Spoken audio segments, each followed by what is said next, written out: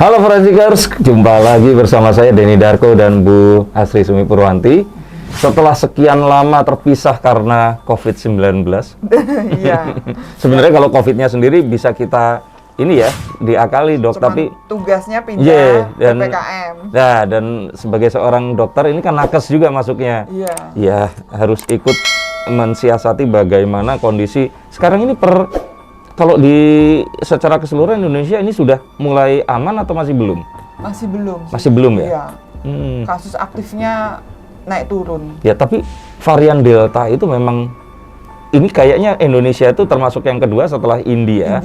Nah, cuman di tempat lain pun itu sepertinya baru mulai musim. Seperti di Eropa, di Inggris itu kayak baru mulai, Dok, betul ya? Mereka menyebutnya sekarang virus Delta, bukan corona lagi. Oh gitu, iya. Virus Delta. Delta. Bukan varian Delta, tapi virus Delta. Delta, karena lebih ganas, lebih cepat penularannya, terus gejalanya juga lebih berat gitu. Katanya ada gamma, lambda dan sebagainya. Iya. Itu ada tapi nggak seganas Delta ya, Dok? Iya, belum tahu juga. Karena kan belum masih diduga ya kan di Indonesia sih kayaknya belum. Ya, semoga tidak seganas ini. Oh, oke. Karena China ini tadi pagi sebelum saya sampai ke kantor ini itu Wuhan yang kemarin sempat sudah dinyatakan clear itu mulai lagi bahkan 12 juta itu semuanya itu harus dites ulang. Betul. Oh, itu berarti memang kondisinya ini darurat lagi bahkan lebih dibandingkan tahun lalu.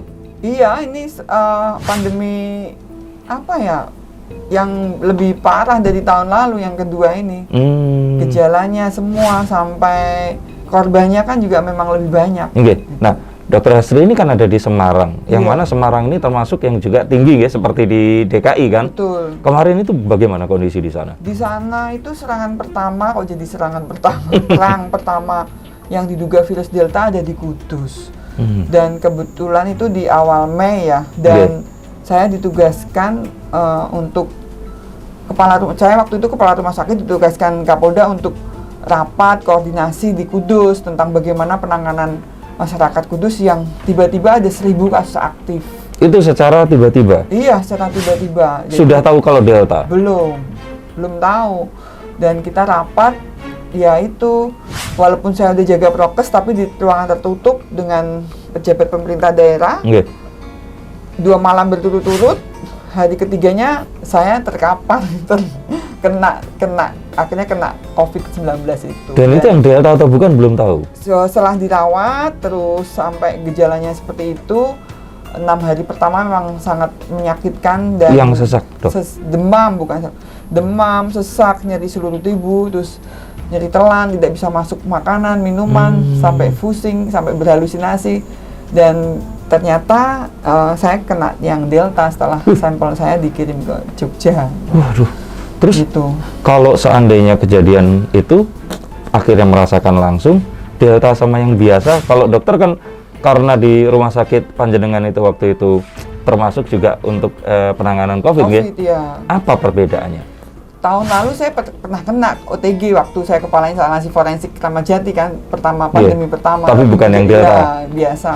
Dan yang ini Februari itu saya udah divaksin 1-2, tapi tetap ternyata kena ya. Memang lebih sakit yang sekarang rasanya. Dan teman-teman yang sakit kena juga merasakan. Ada yang udah 3 kali juga ada yang kena COVID tersebut. Kena COVID 3 kali, Dok? Iya, ada teman saya gitu. Kebetulan ya dia bisa sembuh. Ya ada juga yang nggak bisa sembuh, meninggal itu ada juga. Kalau orang awam, Dok, orang itu kan menanyakan, COVID ini kenapa sih kok kita pisahkan dulu yang OTG lah ya. Iya. Kalau tanpa gejala kan berarti ya paling cuman kayak pusing-pusing, lelah. Cuman kalau COVID itu kok ada yang parah, ada yang tidak. Maksudnya tidak itu nggak separah yang sampai sesak nafas dan sebagainya. Nah, itu perbedaannya apa, Dok? Selain komorbid ya? Selain komorbid, saya baca beberapa literatur itu tergantung genetik kita. Kita rentan nggak untuk sakit-sakit seperti itu, gampang tertular, terinfeksi dan gejalanya berat. Jadi tergantung kita juga, tergantung genetiknya. Kalau mungkin kita genetiknya bagus, kuat, sehat, ya misalnya berat parah bisa terlalui atau kembali sehat. gitu. Jadi gejala kayak saya mungkin dari laboratorium saya benar-benar bagus, nggak ada masalah gitu kan, bisa saya lewati. Ada yang dan juga saya nggak punya komorbidnya berat badan kali ya. Tapi bisa, yang penting lab saya bagus. Dan ada juga teman-teman yang sebenarnya dia nggak ada masalah labnya semua, ternyata silsilah dari keluarganya, genetiknya itu ada yang punya sakit berat, degeneratif seperti itu, diabetes, jantung, jadi rentan dia. Oke, itu kan kalau yang berat itu tadi. Berarti kan komorbid. Kalau DNA itu masuknya komorbid atau bukan, Dok? Bukan ya? Genetik bawaan. Genetik. Itu cepat sembuh atau tidak seperti itu? Iya, tergantung dia kan. Gitu. Oke. Dan itu saya baca ada literaturnya, ada beberapa teori menyebutkan itu. Jadi kayak kita kenapa sih misalnya sama-sama satu ruangan, kok kamu kena COVID, kok kamu... Tapi parah. Iya, ada teman saya, kamu parah, nggak apa-apa, bisa ada yang meninggal dunia lah, seperti itu.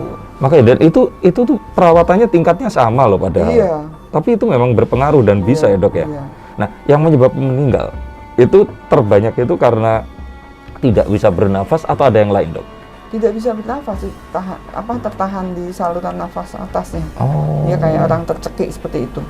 Ada teman saya kemarin tuh waktu ya di grup ya, teman-teman polisi juga, dokter polisi, dia ada pelatihan bersama, semuanya bergejala, ternyata diperiksa swab antigen, ada yang negatif, ada yang positif, akhirnya di swab PCR, ternyata dia negatif, 3 hari di swab lagi positif, ternyata dia udah sakitnya udah parah, terus dirawat di rumah sakit, dia yang meninggal.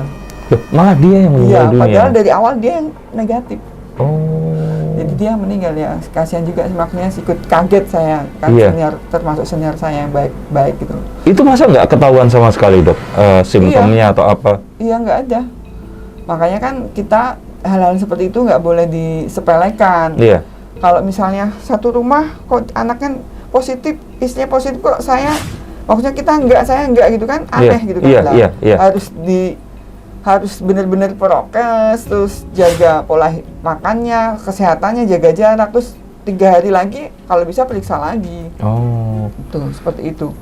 Jadi ya nggak diduga, jadi banyak kejadian sih saya, soalnya kan yakin di Jawa Tengah juga ada keluarga pejabat, saya nggak apa-apa, sama-sama dari Kudus nih, saya kena, ternyata dia nggak kena. Lah, dia nggak kena, anaknya, istrinya ternyata positif. Kan aneh, padahal sama-sama sama saya tugas. Nah, setelah saya di rumah sakit seminggu, baru seminggu dia swab, dia positif, akhirnya masuk rumah sakit juga gitu kan. Loh, tapi waktu dia positif, itu memang terasa sesak nafas atau tidak? Iya, jadi mungkin dia udah membawa virus itu, tapi waktu diperiksa karena daya tahannya bagus, tidak positif kan? Tapi dia udah menulari sekeluarganya. Jadi harus hati-hati. Makanya kemarin kita kayak ada program 3T itu ya, testing, tracing, treatment itu harus benar-benar dijalani. Jadi kita misalnya testing, kok Mas Denny nih positif, kita ini yang di sini negatif ya, kita hati-hati gitu lah. Mas Denny terus pergi kan tapi nggak ada gejala. Betul. Lah Mas Denny bisa nularin yang lain lagi. Nanti di tracing sama siapa Mas Denny di sini. Mungkin Mas Denny dari saya kan. Mengerti. Setelah itulah, jadi yang delta ini bisa sampai kelipatan 8 sampai 10 menularinya. Dulu kan 2, 4, sekarang kan bisa 8 sampai 10. Yang ketemu hari itu tuh siapa aja gitu. Ya itu udah harus benar-benar kita isolasi walaupun kita negatif loh. Kalau untuk menjaga diri sama lingkungan. Berarti boleh saya simpulkan kalau ini kok virusnya itu lebih lama hidup dibandingkan yang sebelumnya. Kok bisa menularkan sampai 8 kali itu? Nggak lama hidup, cepat penularannya. Berarti cepat itu jumlahnya lebih banyak atau bagaimana, Dok? Iya sih penyebarannya. Kalau hitung jumlah kuantitas gitu saya kurang harus dicek lagi ya. Berdasarkan teori kan dia menyebarnya cepat itu loh. Mungkin cuman ketemu 2 orang, tapi 1 orang ketemu lagi 2 orang lah, cepet langsung. Jadi 8 gitu. Nah pertanyaannya, Dok, kalau seandainya virus ini bermutasi jadi delta, ini kan berarti orang berpikir, nah nanti akan mutasi terus, Dok. Terus sampai kapan ini selesai?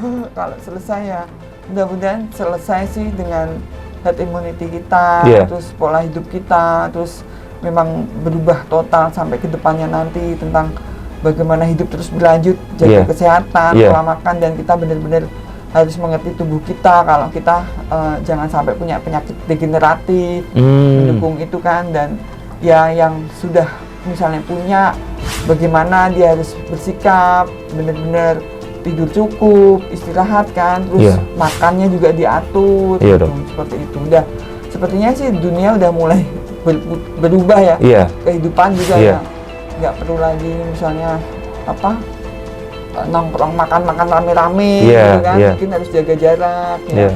harus cepet-cepetan apa makan di tempat umum, Iya. nggak boleh lama. Iya. gitu. Berarti mutasinya masih akan terjadi, Dok.